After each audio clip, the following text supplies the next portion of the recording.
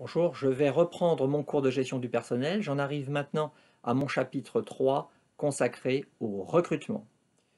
Ce chapitre 3 est divisé en deux sections. Dans la première section, j'adopterai une perspective qui est plutôt instrumentale. Dans une deuxième section, j'adopterai un point de vue critique par rapport aux pratiques de recrutement déployées par les entreprises. Section 1, donc, le recrutement, les enjeux sur le plan de la gestion. La perspective, elle est ici gestionnaire.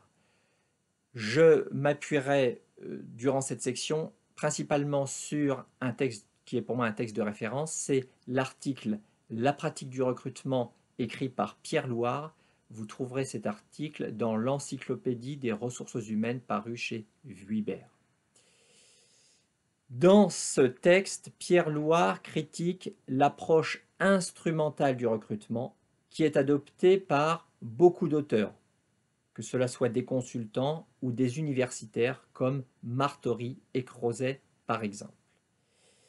Alors cette approche instrumentale, elle envisage le recrutement comme une suite d'étapes logiques, comme un processus séquentiel relativement harmonieux.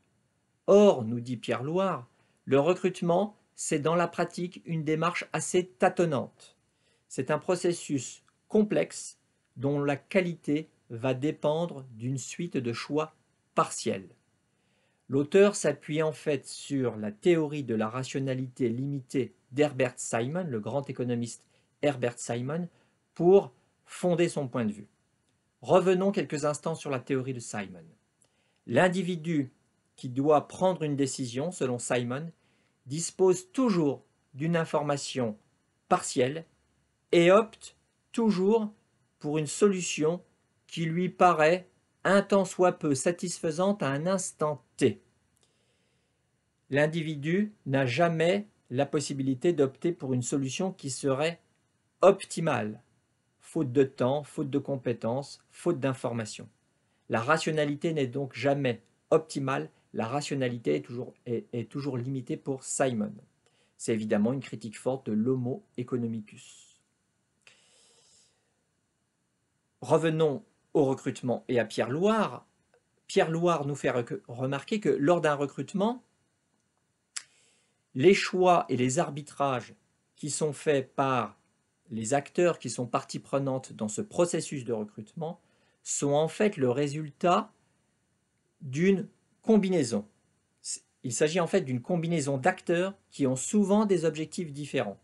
Voilà, il y a différents acteurs parties prenantes dans un même processus de recrutement, et ces acteurs, ils ont souvent des objectifs différents.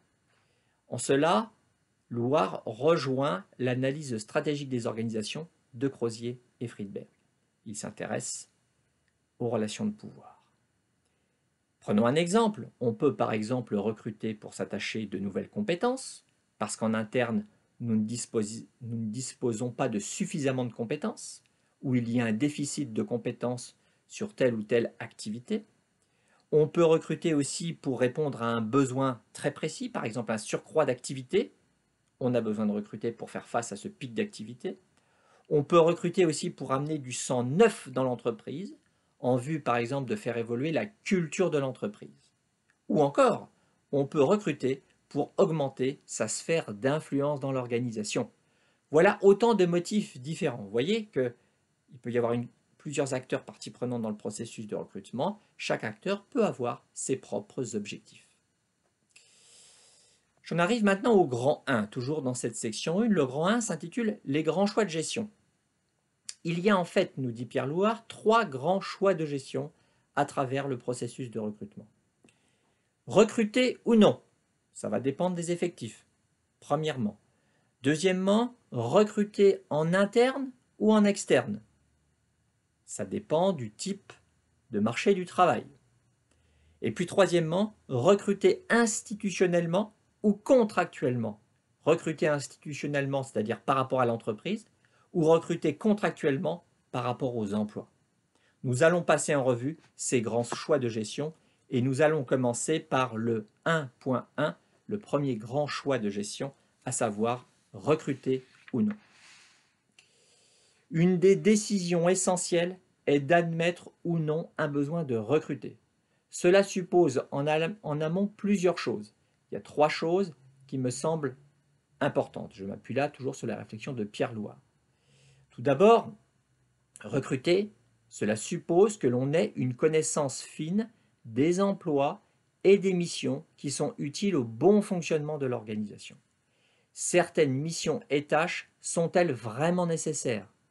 Ne peut-on pas les réaménager ou ne peut-on pas redéployer plutôt que recruter? C'est-à-dire, ne peut-on pas réorganiser plutôt que recruter? Voilà des questions qui se posent notamment aux responsables RH en entreprise. Recruter, cela suppose également une compréhension des motivations de leurs salariés. Cela suppose une compréhension des motivations des salariés et de leur potentiel. Et ce savoir-là est en général fourni par le système d'évaluation en interne. Quelquefois, plutôt que de recruter en externe, on va préférer recruter en interne.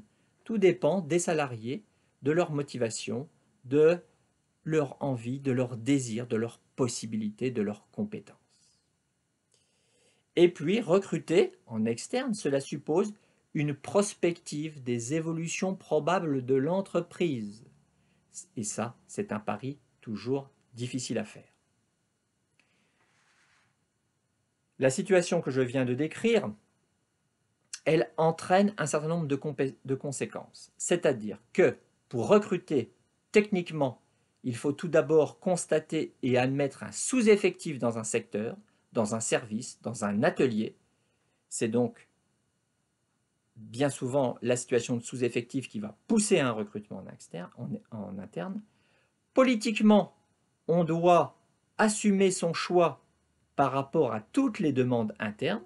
Si on privilégie un recrutement en externe, cela veut peut-être dire ne pas donner satisfaction à des demandes internes.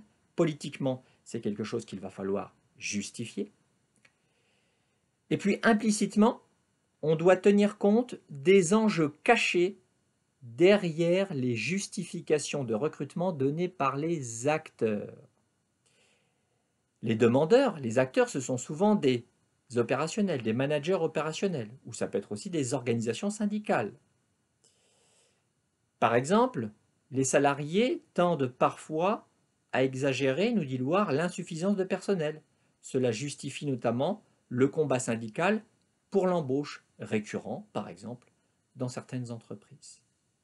Les cadres opérationnels, donc à savoir les managers opérationnels, peuvent également demander plus d'effectifs pour augmenter l'efficacité de leur service ou bien pour se donner de l'importance et augmenter leur sphère d'influence dans l'organisation. Les relations de pouvoir sont donc toujours bien présentes dans tout processus de recrutement. Conclusion concernant ce 1.1, de très nombreux paramètres entrent donc en compte dans le choix de recruter ou non. Et ce faisant, le processus de recrutement n'est pas forcément quelque chose d'harmonieux, ça peut même être quelque chose d'assez tâtonnant, voire chaotique. La prochaine fois, je vous parlerai de recruter en interne ou en externe. Au revoir.